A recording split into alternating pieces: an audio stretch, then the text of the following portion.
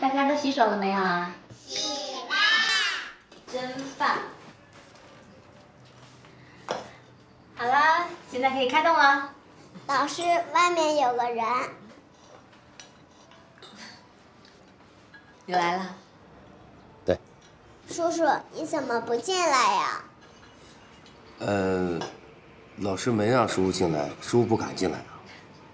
老师让叔叔进来吧。那小朋友，我们让叔叔进来陪我们吃饭，好不好？好。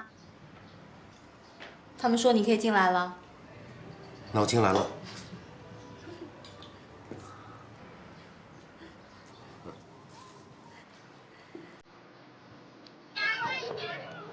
和乃梦无意间的相识，看着孩子们一张张天真的笑脸，就好像是一剂良药，抚慰着我那颗受伤的心。